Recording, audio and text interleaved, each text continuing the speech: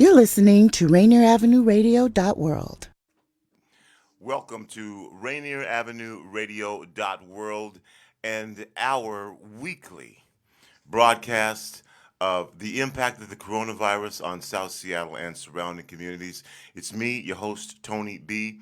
We are going to have a shortened broadcast today because of the Black Lives Matter national demonstrations, marches, protests that will be taking place all over the country today. And as a matter of fact, we're going to have some great information for you, specifically related to those marches. Joining me on the line, I believe, is Mary. Am I saying the right last name right? Rabourn? It's Rabourn. Thank you. Rabourn. Thank you, Mary. Rabourn? Yes, close Rabourn. enough. It's awesome. Okay. And Mary is from Seattle King County Public Health. Today, we are going to give you tips so that you can be safe while you're out there protesting, while you're out there marching. Let's not forget that just few short weeks ago, a couple weeks ago, we were locked down. It was emphasized about the importance of social distancing, that if we were going to limit the damage of the coronavirus, that we had to pay strict attention to these things. The economy shut down. People lost jobs. Businesses closed. The unemployment rate soared. Well, when George Floyd was murdered, it brought to light another crisis, a life crisis. And sometimes you have to worry about the alligator that's going to bite your arm off rather than the one that's 30 feet away. And in this instance, in particular for Black people, the urgency of taking charge of the moment to shine the light on systemic racism became the most important thing to do, and people flooded the streets. As you can see, after a protest that started in Minneapolis, following the 8 minutes and 46 seconds that was observed of Derek Chauvin kneeling on George Floyd's neck. This thing went from Minneapolis, it spread all over the place, and there have been protests every night. In Seattle, there is now something called the Capitol Hill Autonomous Zone.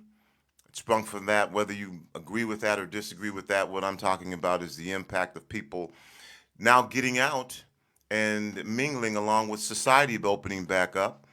And there are protests and demonstrations taking place. Well, Mary, you're going to give us some tips on how to do this, and then also do the best that we can to be safe from the coronavirus. Correct? Yes, I am going to do what I can to share the information that we have. Okay. Thank you. Well, let's get started. Let's get started. What are some things that people can do, whether you're children, whether you're elderly? I mean, folks who may have compromised immune systems are asked to, consider their health when doing this. But let's start with what are some things that people can do. Does it make a difference? Are there things you could do differently if you're a person with a compromised immune system, if you're someone who may be asymptomatic, if you are, again, someone who is a youth under the age of 12? So, yes, there are things you can do, extending what we're doing right now and what we have been doing for, I don't even know, 3 months now. Mm-hmm. So before you consider going out, and it is so hard not to go out right now, but really give some thought to how you're going to prepare yourself and your family. If you do not feel well, this is not a good time to go out because you could risk getting other folks sick besides getting, sicker yourself. And so consider staying home, as hard as that is. If you have an underlying health problem, if you're over 60, me, maybe. And you can still take action from home and in other ways. So consider that before you go out. But also prepare yourself. If you decide to go out, take along hand sanitizer, make sure you have your mask.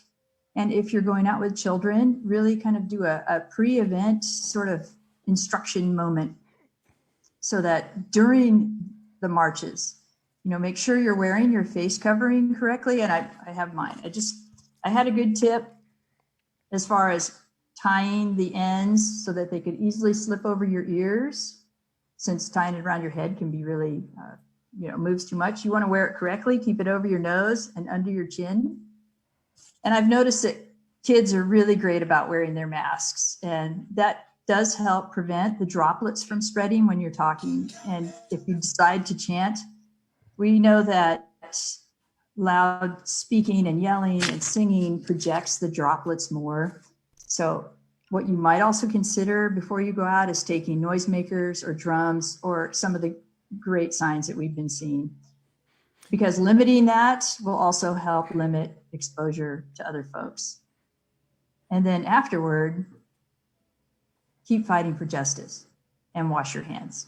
So you're going to wash your hands frequently, maybe with your hand sanitizer, but when you get home, do some hand washing and keep an eye on everyone's health, because those symptoms can show up 2 days to 14 days later. Now, would you suggest, even when you get home from the march, just before just taking everything off at the front door and washing it? It is raining today. Does that make a difference at all in the potential of the coronavirus spreading? Again, because the droplets may have gotten on your shirt or your sleeve or your coat. Does the water, the rain, the impact that at all? I think as a parent, preparing, my family to go out, I'd run through that checklist of face masks. I'd try to keep our kids in our family pods and make sure that they have their 6 feet distance down and their hand sanitizers. And then when we come home, yes, I would, go ahead and, launder your clothes. After you come home, have everybody take them off, take a shower, and then you'll just have that peace of mind after the march. Okay, so again, at the march, part of the reason that folks are doing this is to make their voices heard, is to show a presence. What are some things that you can do to ensure your safety while others are marching with you, alongside you, next to you, in front of you, behind you, being very vocal and passionate about their concerns? I would love to see everyone kind of keeping their arms apart, recognizing, and respecting each other's 6 feet space, because in a way that tells other folks, I care about you, I care about this march, but let's keep our 6 feet distance. You can use noisemakers and drums. Those are super fun for kids to use as well, and they don't have to chant or yell. You could consider taking a recorded version of your chanting, but it is hard to chant with a mask on and feel like you're projecting as much as you want to, but you can still do that. And what would you recommend to someone who is trying to social distance, but the crowd, the energy does not allow for that in a couple of ways? How do you have ways that people can respond to others that where you're basically trying to say, hey, look, I'm out here too, but I'm trying to social distance? Are there techniques? Are there things you don't want to make anybody mad? You want to continue to be supportive. Are there things that you would suggest that you can say to other people, or how you can put it so that you don't impact someone's energy, but at the same time, again, Mary, we're in the middle of a pandemic. Nothing's changed. There's still no antiviral. There's still no cure for the coronavirus. That is hard. I mean, when you're out there and you're trying to be conscious of that, it's hard to choose what you think will be the perfect place on the side, or, of course, everybody wants to be right in the middle of the energy. We're using the American Sign Language symbol of the hug and then the 6 feet to kind of show that, okay, I'm asking you nicely, I care about you, but please keep 6 feet. It's so hard to do in a crowd though. And with children right now want to see each other and interact. That does make it harder to keep your kids together in their own 6-foot space. I have no answer for that. I'd like to see some creative options coming out of this for folks that show that they care for both each other and also this cause. And there are bigger issues. Rainier Avenue Radio will be broadcasting the children's march, which takes place tomorrow from 1 to 4. It starts at Garfield. From Garfield, they will be marching along a path route, which you can go to our Facebook page or our website and get the exact route. But they'll be going to Edwin Pratt. And at Edwin Pratt, they're going to have what's called an education station. And so as the marchers go to Edwin Pratt, they'll stop. They'll hear more about who Edwin T. Pratt is and learn more about the Pratt Center. From there, they'll be walking to Langston Hughes, again, learning more about Langston Hughes Cultural Arts Center, learning more about Langston Hughes. From there, they'll be marching to Washington Hall to learn about this building and its relevance in the Seattle community historically. From there, they'll be marching to the Juvenile Detention Center, where again they'll be stopped and there'll be a rally that takes place. From there, they'll be marching to Bailey Gatzert Elementary School. Now, that's a lot of cool things, and the concept of an education station for youth is something that sounds good. What advice would you have to people who plan on attending that march with their children? And again, there are these locations where folks will be asked to stop to learn more about, again, critical places and people in our history. I think that sounds just like a fantastic march. And if afterward there's a self-guided tour as well, that would be really great. That would give parents an option too, if they can't go out tomorrow, that they could do a self-guided tour with their family later. So as you're going out as a parent, again, you give the pep talk. This is what we're going to do, and here's how we're going to do it, and here are your supplies. So everyone has their, besides their backpack with their water, they have their hand sanitizer. You'll have, maybe regular hand washing breaks, and really emphasize to the kids that you're trying to keep yourselves together, the folks you go with, but you want to try and stay 6 feet apart or minimize the amount of time that you're near other families. And if kids see each other and they want to hug each other, there are ways you could probably do that with it and be safer. You want to face opposite directions when you're hugging. Your grandparents can kiss you on the top of your head. As an adult, you can have a child hug you around the knees or waist. That, if it's brief, and most hugs usually are, that's, reduces exposure and still gives kids a little bit of contact that they're really looking for now. Go ahead.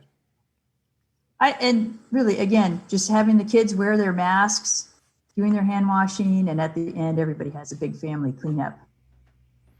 Okay, you know what, Mary? I'm going to have you give all of that information one more again, because you kind of talked about a kit to have with you and things that you need inside that kit or that backpack. So if you wouldn't mind, just one more again, run through that preparation process that you should put together for yourself before you go out. And then again, if the situation calls for it, I mean, if it just has to happen and there's going to be some contact, again, you suggested some ways that maybe might at least be a little bit safer.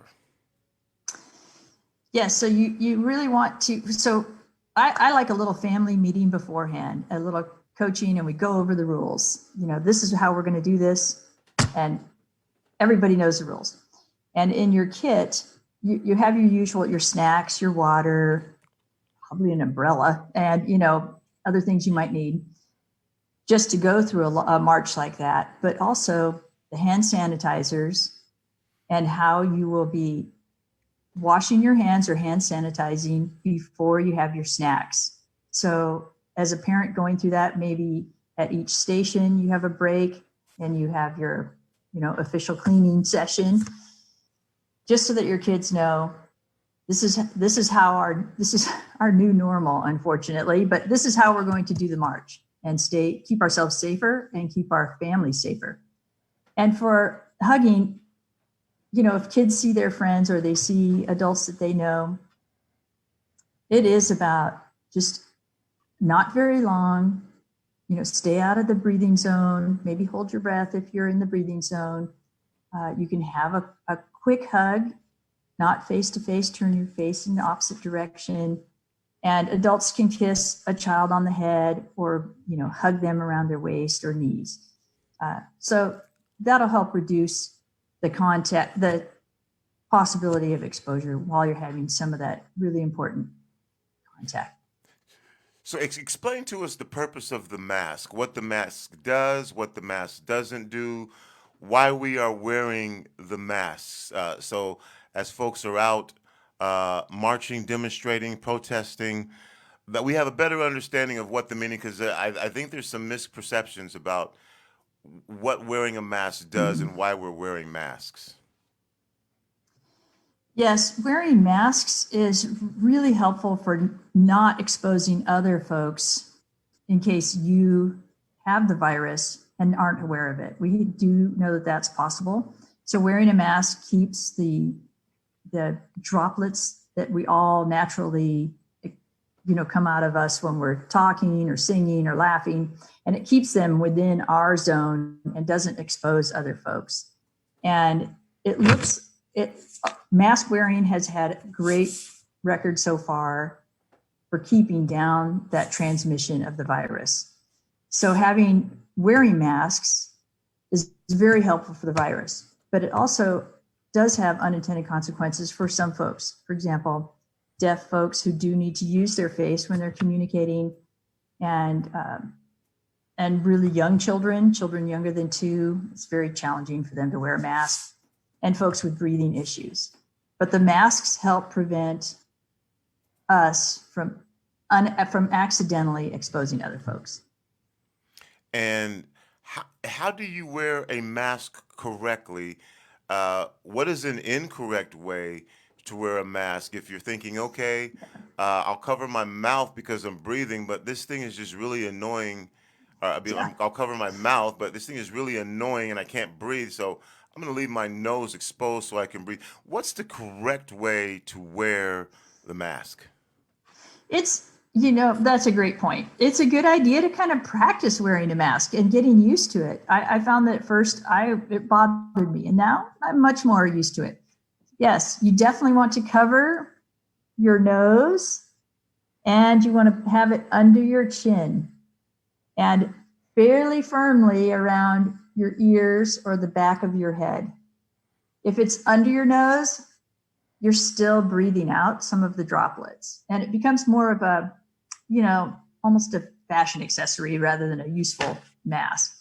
So it's important to find a mask that you like, that is comfortable, and kind of practice wearing it until it doesn't really, it becomes second nature. And you can wash your masks, dry them in the dryer or out in the sun. Again, you're listening to Rainier Avenue Radio, and this is .world, and this is our special broadcast of the impact of the coronavirus on South Seattle and surrounding areas. You're getting a shortened version of it today, as we will make sure that folks who want to watch, listen, participate in the national Black Lives Matter rallies, demonstrations, protests that will be taking place today, we're going to let you do that. But we still want to remind you that coronavirus is out there, and nothing's changed. There's still no vaccine. There's still no cure, and folks are gathering together. My guest joining me is from the Seattle King County Public Health, and Mary Rabourn. Do you suggest that after this, if you're going to march, if you're going to be out there, um, that you quarantine, that you again isolate for 2 weeks, 14 days, an amount of time? That is a great idea, especially if, like, I'm hoping to visit my older parents soon, and if I go out to a march, I want to make sure that I've spent at least 2 weeks checking my own symptoms before I go, and make sure I don't expose them as well. The symptoms too, they can be subtle and not so obvious, and they can show up 2 to 14 days after the virus. So it's good to keep track of how you're feeling.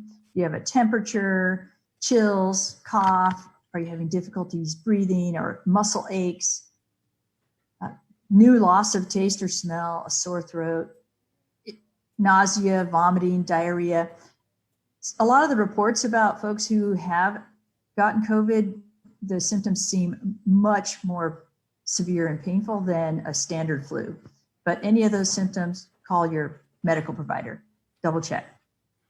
And so you would recommend after participating, your family participates,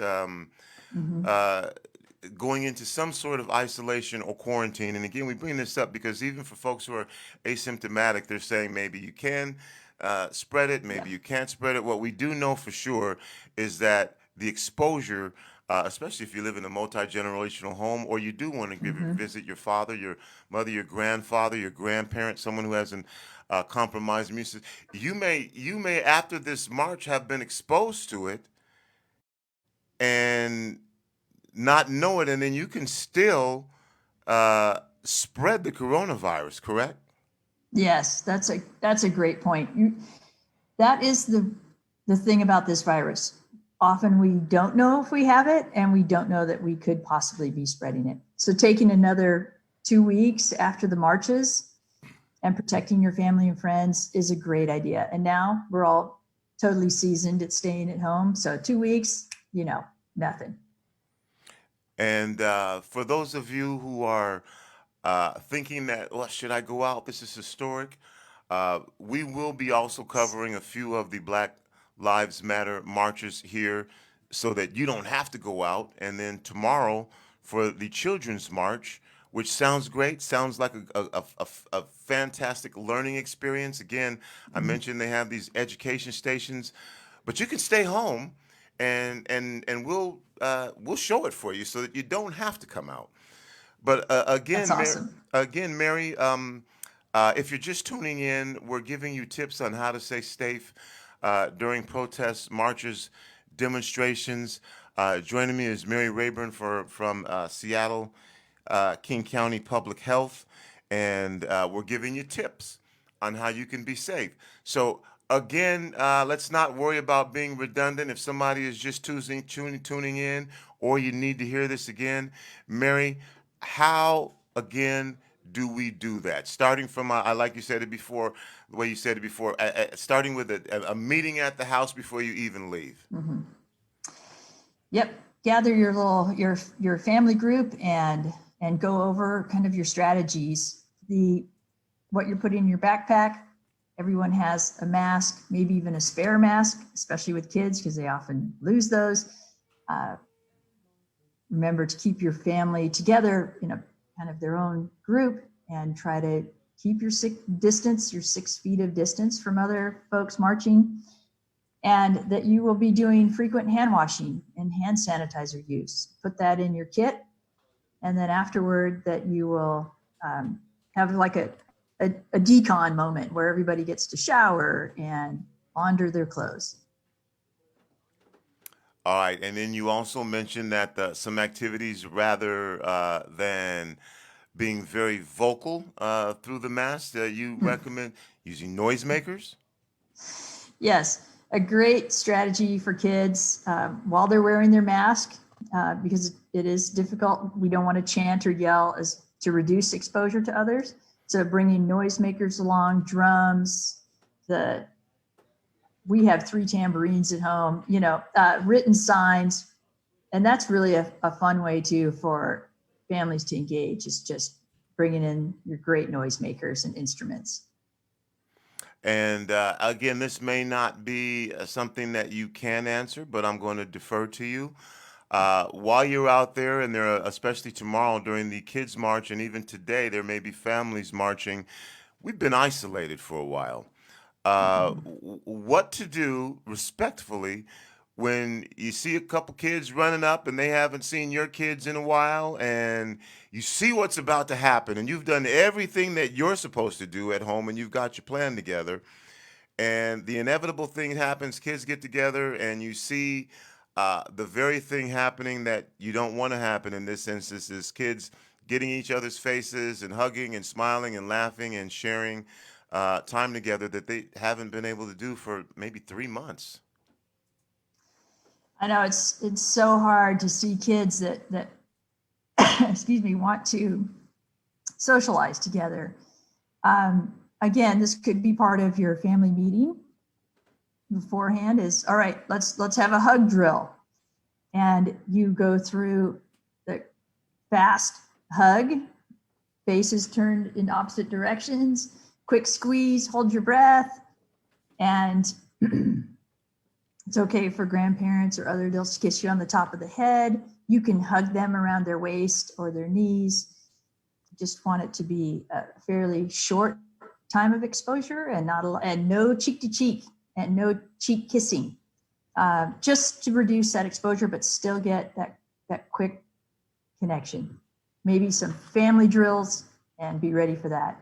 Or again, you could use the American Sign Language symbol of hugging and crossing your arms across your chest as a way to show somebody at a distance. It's less satisfying, but it does give you that distance.